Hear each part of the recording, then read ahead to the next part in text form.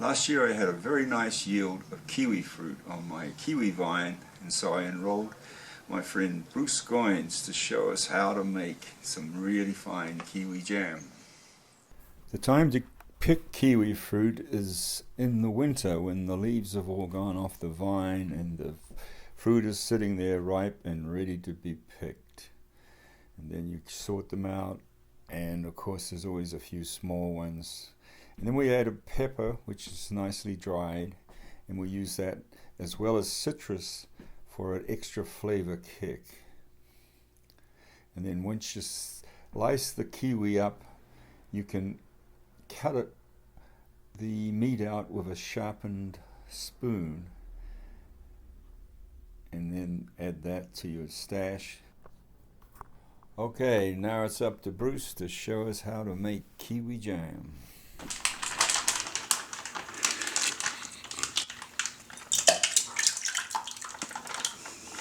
There's 4. That's one batch.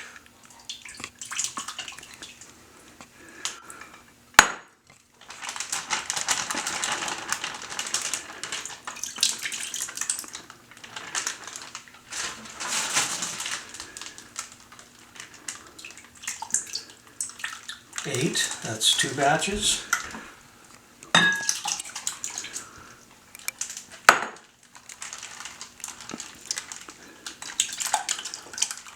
12. That's 3 batches. Okay, we need to reduce the chunk size in the kiwis to make a nice spreadable jam. So we're going to go ahead and take the 4 cups of kiwi that we just got the peels off of and put it in the Cuisinart and give it a little pulse.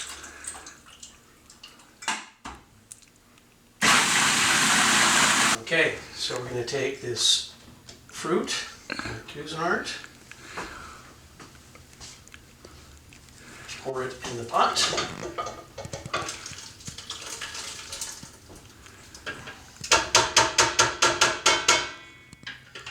So we can cook it down.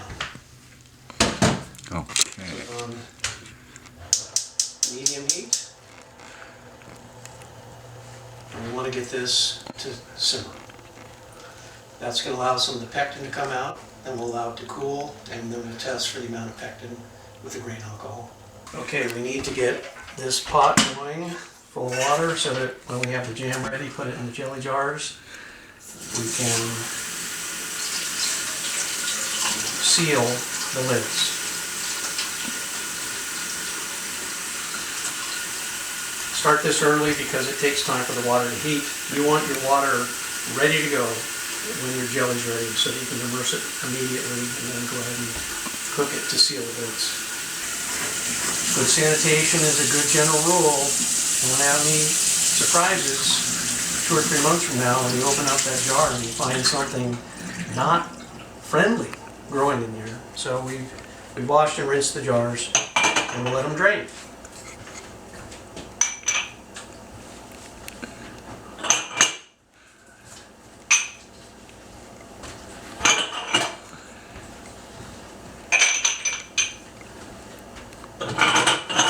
Okay, so we harvested some citrus from the garden here, orange, lemon,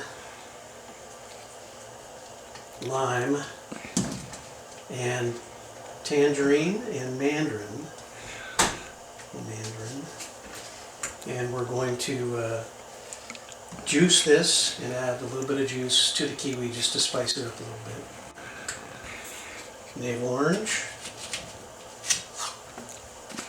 Ah, lovely. Mandarin. We're only going to need a couple tablespoons per batch.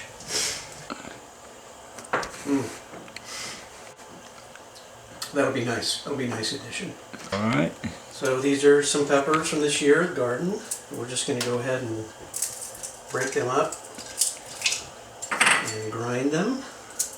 And there's no recipe that says we should add these, but most of our folks, our family, friends, we like a little spice and things, and it really does add some lovely flavor. So we'll grind these up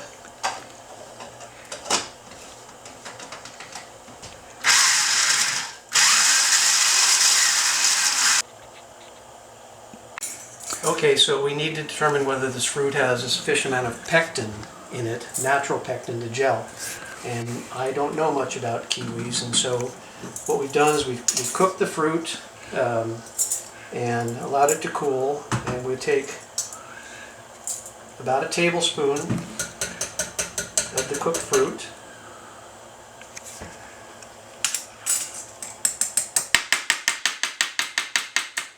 and equal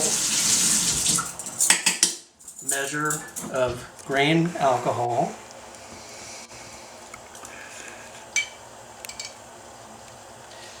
and the grain alcohol causes the pectin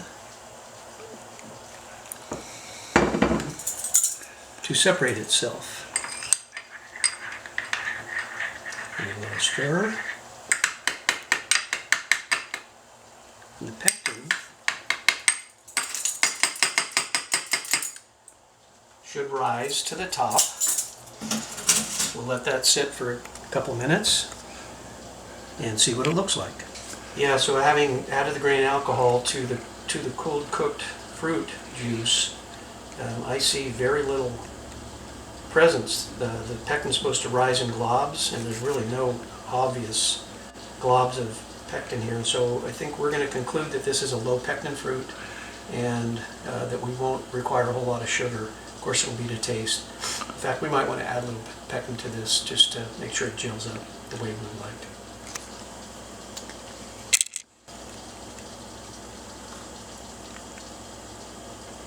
Oh. Delicious. Okay, I think we're ready to cook it up. So we've tested the fruit for pectin. It's fairly low pectin, so we know we're not going to put a lot of sugar in there. We might add a little pectin to it. We've got our peppers ready. We've got our citrus ready. So it's time to put all this stuff in the pot, heat it up, bring it to a boil, let it simmer for about a minute or two, taste it, make sure that it tastes the way we'd like it to, let it cool down, and put it in the jars. So we're pretty much ready to go. 2 tablespoons of citrus juice from the garden here. We'll go with probably 3 cups of sugar, and let's go with, I'd say, just a half pack of powdered pectin. We'll be conservative and cook it and taste it. This is our first batch. We're going to do 3 more so we can make some adjustments. Then we're going to have to make a determination as to how much pepper we want to put in here.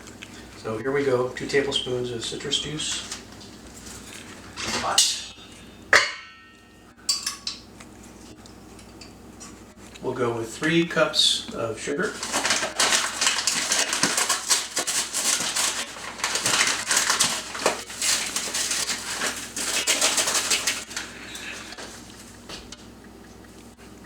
Whew, that seems like a lot of sugar. We'll try a half pack of pectin. This is our first batch. It's an experiment.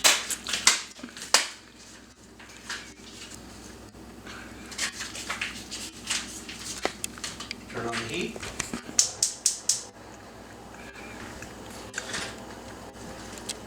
Stir it up. Those peppers. Yeah, this is like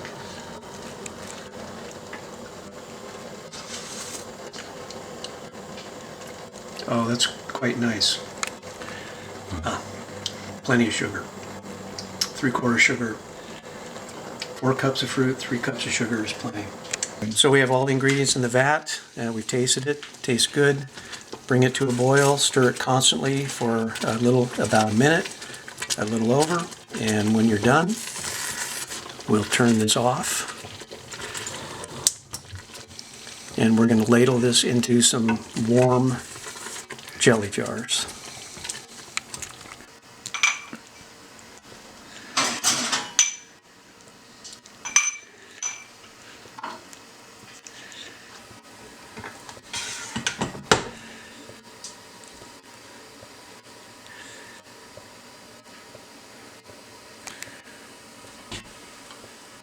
We'll fill these to within a 1/4 inch of the top. About.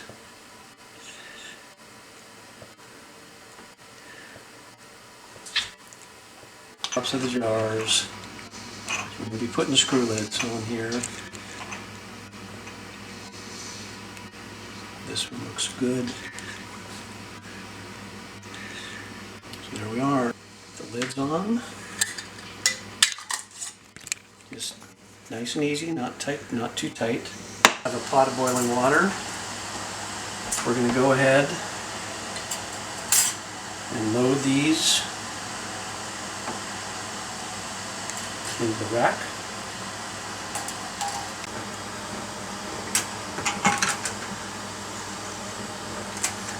Okay, ready to load the rack in the water. The jars were hot when we put the jelly in. We'll just drop these slowly into the rack. Make sure that they're submerged. And you can see the bubbles coming out, air coming out of the heads of the jars. Bring this to a boil. And we'll let this boil for 10 minutes.